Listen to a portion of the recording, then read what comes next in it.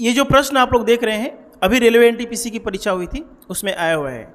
मैं वीडियो के लास्ट में बताता हूँ मैथमेटिक्स कैसे पढ़ना है, पीडीएफ कैसे मिलेगी और इस प्रकार के प्रश्न हमने सारे कहाँ करवाए हैं।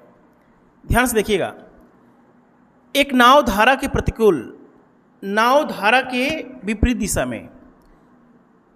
दिशा में जा रही है, धारा के उल्टी दिशा में जा रही है, तो एक 10.2 किलोमीटर जाने में 51 मिनट का समय लगता है। देखिए ये किलोमीटर में है, ये मिनट में है, तो इसको हमने घंटा में बदलना होगा। समझ में आया? 10.2/1 इंटू 60/51, इसको हल करेंगे तो 12 किलोमीटर प्रति घंटा नाव की चाल हो गई धारा के उल्टी दिशा में। धारा के विपरीत दिशा में जाएंगे तो जो चाल होगी वो 12 किलोमीटर प्रति घंटा होगी। 12 किलोमीटर प्रति घंटा होगी, मानते हैं? क्वेश्चन में दे रखा है, क्वेश्चन में ये दे रखा है कि नाव की गति और धारा की गति का अनुपात 7:6 है। नाव की चाल 7 है और धारा की चाल 6 है, तो जब आप उल्टी दिशा में जाएंगे ना, जब उल्टी दिशा में जाएंगे तो नाव की चाल में से धारा की चाल घट जाएगा। नाव की चाल में से धारा की चाल घट जाएगा तो एक चाल हो जाएगी धारा के विपरीत।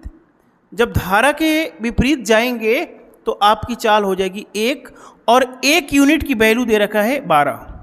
1 यूनिट की वैल्यू 12 है, तो इसीलिए नाव की जो चाल है ना वो 12 गुना 84 हो जाएगी, और धारा की जो चाल है ना 12 गुना अर्थात 72 हो जाएगा। क्वेश्चन में ये है कि नाव को धारा के प्रतिकूल जाएंगे तो प्रतिकूल चाल क्या है? प्रतिकूल जो चाल है वो 12 है। धारा के उल्टी दिशा में जाएंगे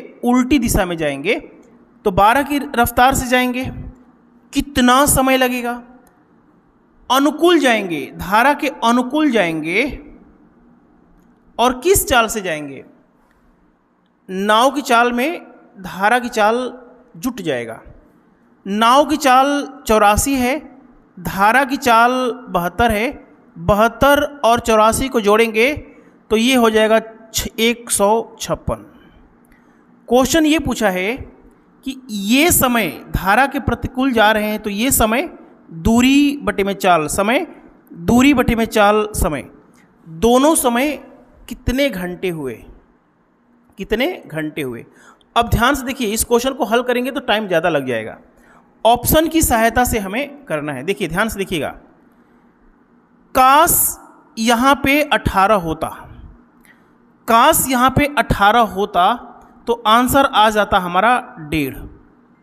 यदि 18 होता तो आंसर क्या आता? 18 होता तो आंसर आता 1.5। लेकिन बात आप लोग समझ में आ रहा है कि 1.5 नहीं आएगा, ये बात आपको पता होना चाहिए, क्योंकि 18 नहीं है 17.7 है। 1.5 नहीं आएगा, मैंने बस 1.5 लिख दिया हूँ। यहाँ पे 156 का आधा 78 होता। यदि यहाँ पे 78 होता तो यहाँ पे क्या आता? 0.5 आता। समझ में आया? आधे घंटे का समय लगता। लेकिन ये बात आप लोग जानते हैं कि यहाँ 0.5 नहीं आएगा, यहाँ पे 1.5 नहीं आएगा। यदि इन दोनों को जोड़ेंगे, इन दोनों संख्याओं को जोड़ेंगे तो 2 से कम आंसर आएगा। 2 से कम क्यों आएगा?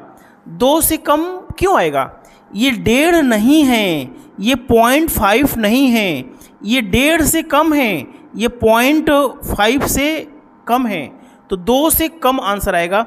और 2 से कम कितना? ये नहीं हो सकता, ये बिल्कुल भी नहीं हो सकता, क्योंकि आंसर तो 1 से बड़ा होगा। तो आंसर क्या आएगा? 1.9 घंटे। समझ में आ गया?